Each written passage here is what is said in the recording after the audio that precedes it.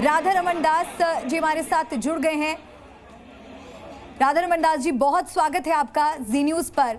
इस खबर को लेकर आपके इस वक्त क्या विचार हैं, जिस बैन को लेकर हर हिंदू के मन में एक भय था, एक डर था कि जो अर्जी वहां पर दायर की गई है उसको लेकर क्या नतीजा सामने आएगा, लेकिन राहत की बात यह है कि यह अर्जी खारिज कर दी गई है कोर्ट द्वारा। हरे कृष्णा। एक्चुअली सारे इस्कॉन भक्त बहुत ही चिंतित हो गए थे ये जब हमने सुना कि इस तरह का बैन लगाने जाया जा रहा है। और जी पहुंच रही है। हरे कृष्णा। हेलो जी राधा रमन दास जी, मैं आपसे यही सवाल कर रही थी कि जैसा कि आपने कहा कि सभी भक्तों के मन में, सभी सनातनियों के मन में एक भय पैदा हो गया था, एक डर आ गया था कि अब इस बैन को लेकर क्या नतीजा निकलेगा। आपके क्या विचार हैं इस पर? बैन की अर्जी को खारिज कर दिया गया है। जी, ये बहुत ही राहत की खबर है कि हाई कोर्ट ने जो पिटीशन था उसको डिसमिस कर दिया है। और जहाँ तक मैंने सुना है कि जो बांग्लादेशी गवर्नमेंट है उसने भी उस पिटीशन को वापस ले लिया है। तो ये बहुत ही राहत की खबर है, क्योंकि जब से हमने सुना था कि इस तरह की बैन लगाने की कोशिश की जा रही है तो पूरे विश्व के हमारे भक्त बहुत ही चिंतित थे। आज हमारा इस्कॉन इंडिया का जो ब्यूरो है, जो हेड बॉडी है, उसकी भी मीटिंग हुई थी मॉर्निंग में 11 बजे। तो इसी के ऊपर में विचार किया जा रहा था कि अगर ऐसा कुछ हुआ तो इतनी बड़ी संस्था, जहाँ पर हमारे बांग्लादेश में बहुत सारे मंदिर हैं, बहुत सारे सेंटर हैं, 100 से भी ज़्यादा सेंटर हैं, तो बैन का बहुत बड़ा प्रभाव होता। वहाँ पर हमारे 60-70 लाख भक्त हैं। तो ये जो खबर है बहुत बड़ी राहत देती है। बिल्कुल राधा रमन दास जी, और इस्कॉन को एक आतंकवादी संगठन, एक कट्टरपंथी संगठन बताना करोड़ों भक्तों की आस्था पर एक चोट थी। उसको लेकर क्या आपके मन में भी चिंता थी? इस्कॉन सनातन धर्म का ब्रांड एम्बेसडर बना हुआ है पूरे विश्व में। आप जानते हैं कि हमारे 850 से भी ज़्यादा मंदिर हैं, और सभी ने देखा है कि किस तरह इस्कॉन के भक्त हमेशा सेवा में तत्पर रहते हैं। कोविड हो या कोई चैतन्य या कोई वॉर जोन हो, डिफ़िकल्ट सिचुएशन में हमारे ब्रह्मचारी भक्त लोगों को सेवा देने के लिए हमेशा रहते हैं। तो ऐसे संगठन के ऊपर में इस तरह उंगली उठाना और टेररिस्ट ऑर्गेनाइजेशन बोलना, कट्टरपंथी संस्था बोलना, ये बहुत ही दुखद था, बहुत ही गलत था।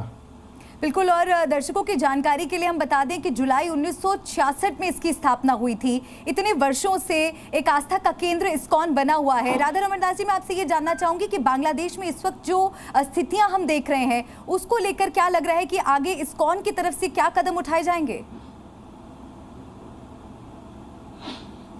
सबसे पहले तो हमारे भक्तों की जो सुरक्षा है, हमारे मंदिरों की सुरक्षा, वहाँ पर हमारे डेटीज़ भगवान हैं, उनकी सुरक्षा, ये सबसे इम्पॉर्टेंट है हम लोग के लिए।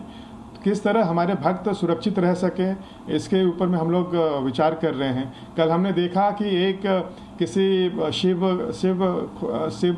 कोई शिव करके कोई प्लेस है बांग्लादेश में, जहाँ पर शिवचर में हमारा एक नामहट का सेंटर था। तो वहाँ पर कुछ लोग मंदिर के सामने इकट्ठे हुए और वो लोग डिमांड करने लगे कि इस सेंटर को बंद कर दिया जाए 3-4 घंटे के अंदर। और फिर फाइनली पुलिस आई और वहाँ से भक्तों को सुरक्षित निकाला और उस सेंटर का जो हमारा बोर्ड था, साइन बोर्ड, वो सब निकाल दिया और मंदिर को बंद करा दिया। तो इस तरह की घटनाएं नहीं होना चाहिए। हम बांग्लादेश सरकार से अनुरोध करना चाहते हैं कि जो बांग्लादेश की माइनॉरिटीज़ हैं उनको सुरक्षा प्रदान की जाए, उनके मंदिरों की सुरक्षा प्रदान की जाए, और जो माइनॉरिटीज़ हैं उनको सुरक्षा प्रदान की जाए। बिल्कुल, और इस्कॉन के 100 से ज़्यादा देशों में अनुयायी हैं। मैं आपसे ये भी जानना चाहूँगी राधा रमन जी कि किस तरह की प्रतिक्रियाएं आपको भक्तों से आई, किस तरह से लोगों ने मदद के लिए हाथ आगे बढ़ाया? जाहिर सी बात है तमाम अनुयायियों के बीच में इस वक्त एक भय का माहौल ज़रूर होगा।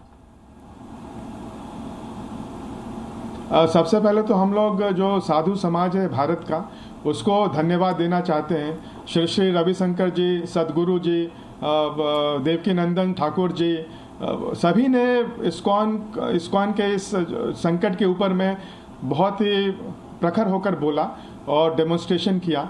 पूरे भारत में इस विषय के बारे में चर्चा हो रही है, और इस्कॉन के पूरे विश्व में भी जो भी भक्त हैं, अनुयायी हैं, वो लोग बहुत चिंतित थे। वो लोग अपने तरीके से उन लोगों के लिए प्रार्थना कर रहे थे और ये जानने के लिए उत्सुक थे कि किस तरह वो मदद कर सकते हैं बांग्लादेश में माइनॉरिटीज़ का। राधा रमन दास जी, ये भी आप हमें बताइए कि बांग्लादेश में जिस इस्कॉन मंदिर का हम अभी जिक्र कर रहे हैं, जिसके बारे में हम बात कर रहे हैं, वहां पर अभी इस्कॉन से जुड़े कितने लोग हैं?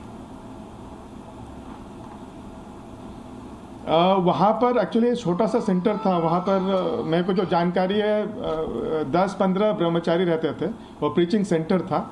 तो उनको फॉर्चुनेटली पुलिस आई और पुलिस उनको निकाल के लेके गई।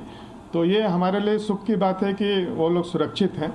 लेकिन इस तरह अगर भीड़ तंत्र मंदिरों के सामने इकट्ठा होकर मंदिरों के ऊपर में ताला लगाने लगे तो ये बहुत ही दुख का और चिंता का विषय है। ये बहुत अच्छी राहत की खबर आपने हमें बताई कि सभी लोग वहां पर सुरक्षित हैं, लेकिन भक्तों की सुरक्षा का क्या? भक्तों की सुरक्षा को लेकर भी आपको कोई चिंता हो रही है? क्या उम्मीद है आपकी बांग्लादेश सरकार से? जो तस्वीरें हम लोग देख रहे हैं स्पेशली लास्ट 3-4 दिन से, वो बहुत ही भयानक है। आपने देखा होगा कि किस तरह सड़कों पर लोग उतर कर वो लोग चिल्ला के बोल रहे हैं कि हम लोग इस्कॉन और हिंदुओं को एक एक पकड़ के उनको टॉर्चर करेंगे और उनकी हत्या कर देंगे। तो अगर इस तरह का स्लोगन कहीं पर भी अगर आपके घर के सामने आके कोई बोलेगा तो वो लोगों की क्या स्थिति होगी। तो बहुत सारे हिंदू इलाकों में, माइनॉरिटीज इलाकों में इस तरह के रैली निकाली जा रही है जो बहुत ही भयंकर है। और वहाँ के जो गृहस्थ हैं, जो कांग्रेगेशन है, स्पेशली साधु संत, वो बहुत भयभीत हैं। बिल्कुल, जिस तरह से हिंदुओं पर अत्याचार हो रहा है, हिंदुओं के साथ हो रही बर्बरता विश्व के हिंदुओं के लिए एक बड़ी चिंता का विषय बना हुआ है। लेकिन राहत की खबर इस बीच ही आई है कि जो बैन की अर्जी थी उसको खारिज कर दिया गया है। राधा रमन दास जी, हमारे साथ जुड़ने के लिए और हमारे जी न्यूज़ पर हमारे प्लेटफॉर्म पर अपनी बात रखने के लिए बहुत बहुत शुक्रिया।